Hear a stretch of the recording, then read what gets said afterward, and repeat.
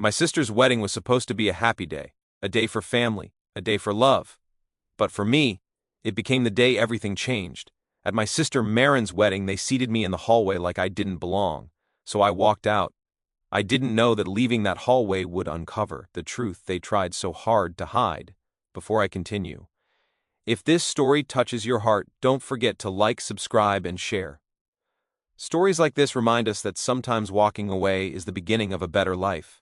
My name is Dunn.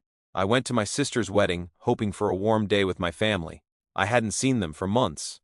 After my father passed away, everything felt distant, but I thought, maybe today would be different. Maybe today they would finally see me as part of them again. I arrived early, wearing a simple dress, nothing flashy, nothing dramatic. Just something neat and respectful for my sister's big day. The wedding venue was beautiful, flowers everywhere, soft music playing, people smiling and taking photos. For a moment I felt hopeful, but then a staff member walked up to me and said politely, "Miss, your seat is this way." I followed her. She didn't lead me into the hall. She didn't take me near the front. She didn't even take me to a table.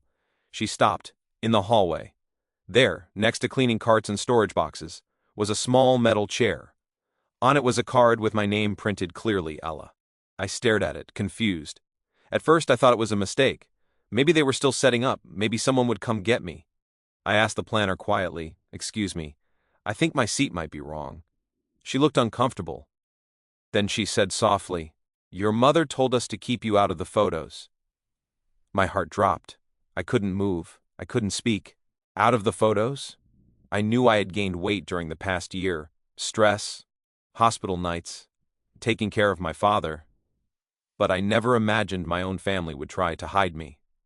I sat down on that cold metal chair. From inside the hall I could hear laughter, music, glasses clinking, people celebrating, and I was outside, in the hallway. A few minutes later, 2 bridesmaids walked past me. They didn't see me at first. One of them whispered, "Marin said she didn't want her in the pictures." The other replied, "She always gets pushed aside anyway. She's like the forgotten one." They laughed softly and walked away. I felt my chest tighten. Forgotten one.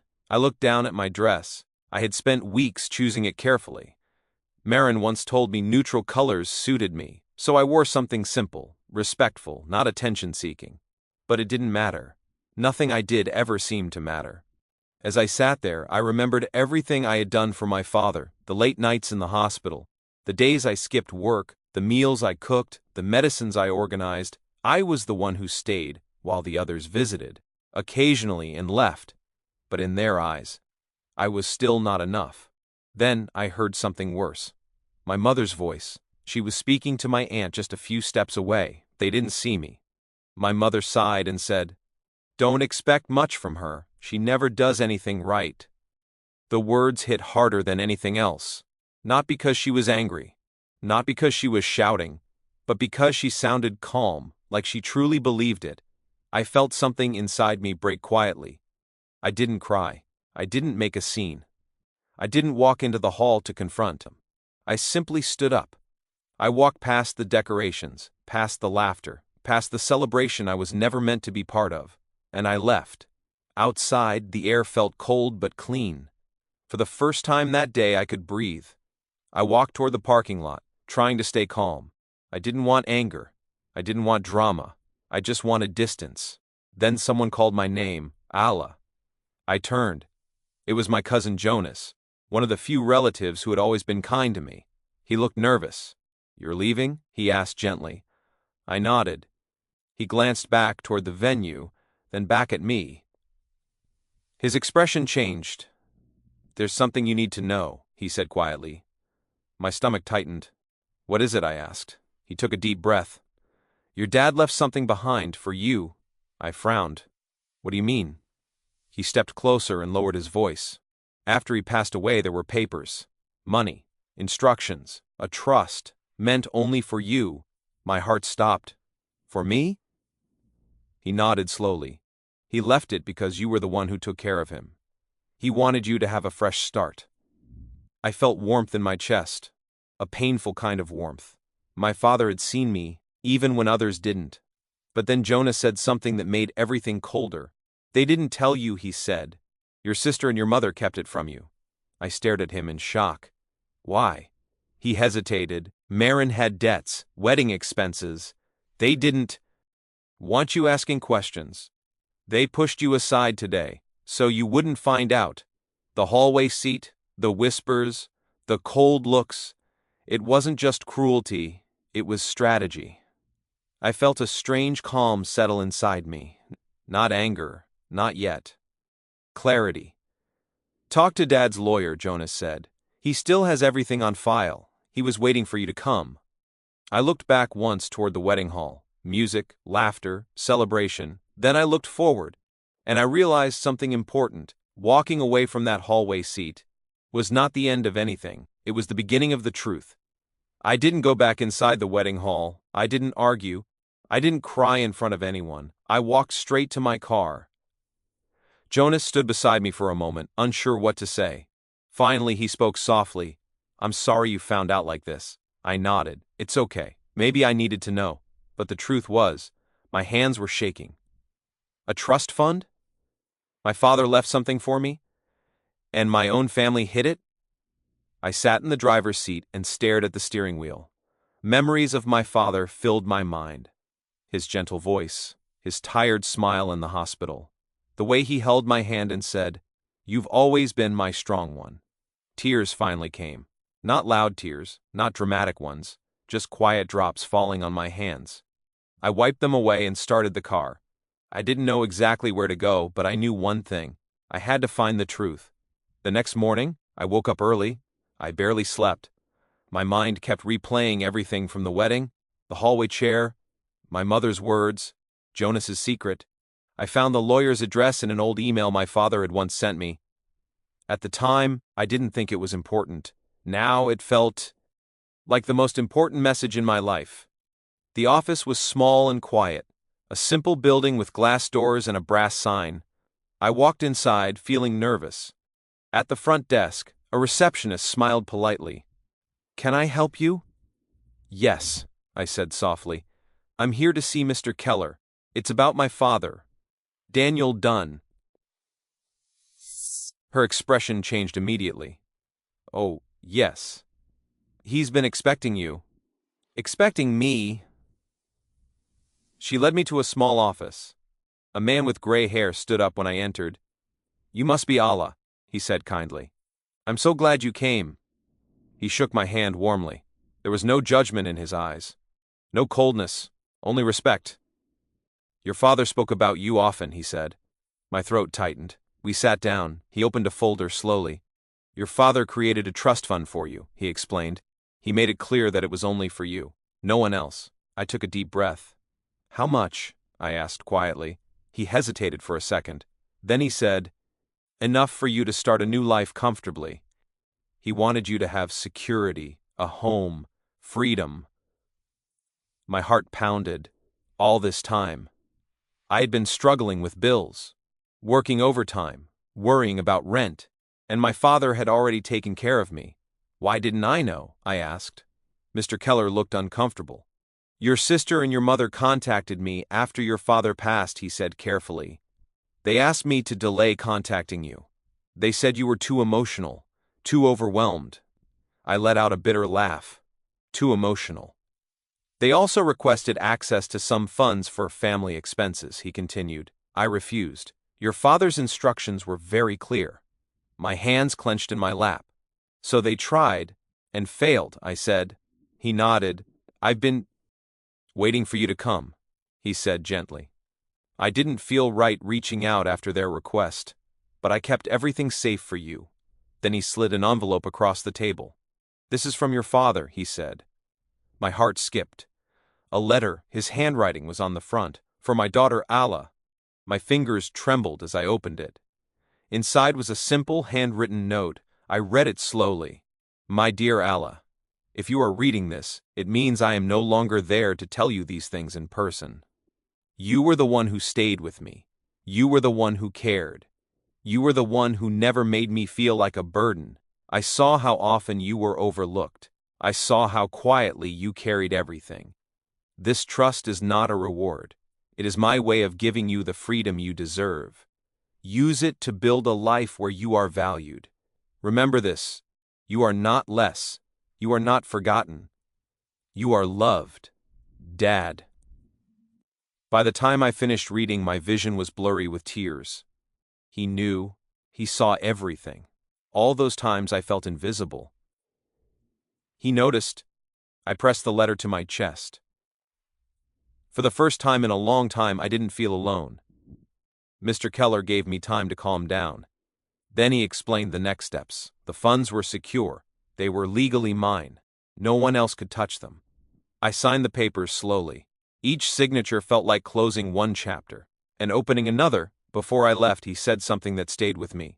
Your father didn't just leave you money, he said. He left you independence. Use it wisely. I nodded.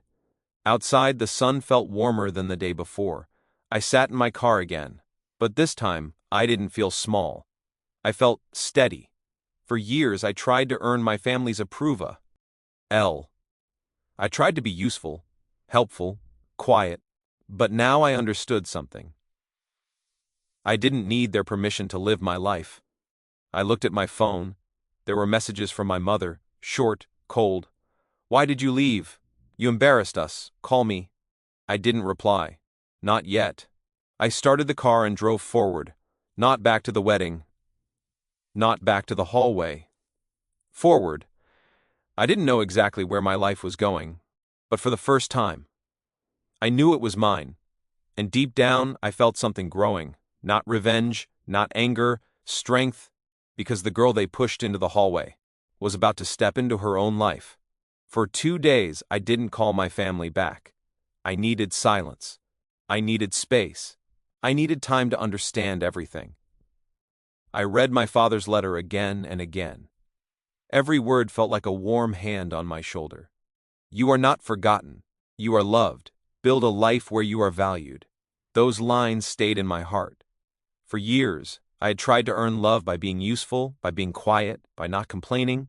But now I realize something important. Real love doesn't need to be earned. It doesn't need to be begged for. It doesn't hide you in a hallway. On the third day, my phone rang again. It was my mother. This time I answered. Her voice came sharp and fast. Where have you been? Why are you ignoring us? I stayed calm. I needed time. She sighed loudly. You embarrassed us at the wedding. You just left without saying anything. I took a deep breath. I was seated in the hallway, Mom, I said quietly, next to cleaning carts. There was silence on the other end. Then she said, it was just for photos. Don't make a big deal. Just for photos. I closed my eyes. And? Trust? I asked. Another silence. Longer this time. You knew, I said. You and Marin both knew. Her tone changed. We were going to tell you later. When? I asked. After it was gone? She didn't answer.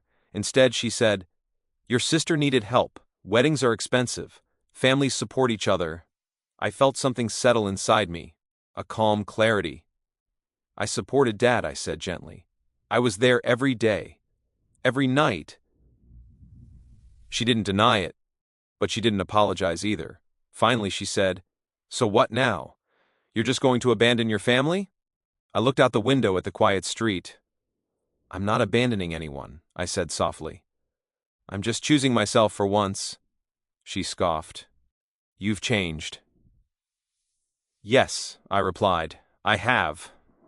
And for the first time in my life, I ended the call first. Over the next few weeks, I started making changes, small ones at first. I moved to a new apartment, a simple place with sunlight and quiet mornings. I paid off my debts. I reduced my work hours. For the first time in years, I could breathe. I started therapy. Not because I was broken, but because I wanted to heal. I wanted to understand why I always felt invisible, why I accepted so little for so long. Slowly, I began to see myself differently, not as the forgotten one, not as the extra chair in the hallway, but as someone worthy of space, worthy of love, worthy of respect. Jonas stayed in touch. He checked on me often. We met for coffee sometimes and talked like real family. One afternoon he said, "You seem lighter." I smiled. "I feel lighter." He nodded. Your dad would be proud. I believe that about 2 months later, there was a knock on my door. When I opened it, Maureen was standing there. My sister, she looked different. Tired, nervous. Can we talk? She asked quietly. I hesitated, then stepped aside. We sat in my small living room. For a moment neither of us spoke. Then she said, I didn't think you'd actually leave like that. I looked at her calmly. I didn't think you'd put me in a hallway. She looked down. I was stressed, she said. The wedding, the money, everything. That doesn't make it okay, I replied gently. She nodded. I know. Silence filled the room. Then she said something I never expected. I was jealous of you. I blinked. Jealous. She nodded slowly. Dad trusted you. He listened to you. Even when he was sick, he asked for you. My chest tightened. I felt invisible, she admitted. So I made you invisible instead. Her honesty hurt, but it also felt real. I can't change what happened, she said, but I'm sorry. I studied her face. For once, she didn't look proud. She didn't look superior. She looked human. I'm not ready to go back to how things were, I said honestly. But I hear your apology. She nodded. That's fair. Before she left, she said quietly, You look happy. I thought for a moment. I'm peaceful, I replied. That's better than happy. Life didn't become perfect overnight. There were still hard days, still moments of sadness, but there was also something new. Freedom. I took a short trip by myself. I started writing again. I joined a small community group. I built a life where I wasn't hidden. A life where I wasn't just tolerated. A life where I belonged. One evening, I sat by the window with my father's letter in my hands. I read the last line again. You are loved, this time. I believed it. No. Because my family suddenly changed. Not because everything became easy, but because I finally saw my own worth. The hallway seat didn't define me. Their silence didn't define me. Their choices didn't define me. I defined me. And sometimes, walking away isn't weakness. Sometimes it's the first step toward becoming whole. Story moral. Not every family will see your value. Not every room will make space for you. But that does not mean you are small. It does not mean you are invisible. Sometimes the greatest act of strength is walking away from where you are not respected and building a life where you are, because you are not forgotten. You are not less. You are worthy of love, peace, and a place at the table. Always remember that. Tell us in the comments below, what would you do if you were in her place? Would you stay or would you walk away? If this story touched your heart, don't forget to like this video, share it with someone who needs encouragement, and subscribe to our channel for more powerful stories.